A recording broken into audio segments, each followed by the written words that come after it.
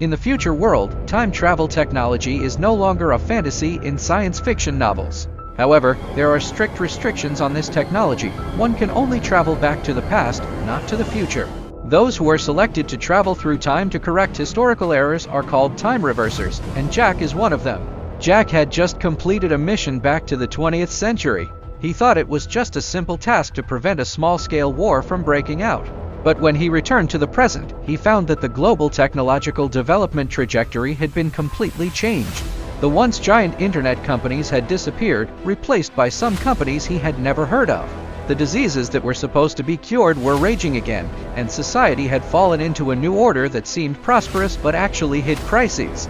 Every seemingly minor correction was like throwing a stone into a calm lake, triggering a causal tsunami in the future world. One day, Jack received an unprecedented mission to prevent his grandparents from meeting. The headquarters reason was that their union indirectly led to a global disaster that would break out in the next few decades, pushing human civilization back hundreds of years. Jack stared at the mission report in his hand, feeling as if his world had collapsed. If he prevented his grandparents from meeting, he would never be born. But if he didn't, countless lives would be at stake. He stood in front of the time travel pod, and the hatch slowly opened, emitting a faint blue light. Jack took a deep breath and stepped into the pod. As the torrent of time surrounded him, memories of his childhood with his grandparents kept flashing through his mind.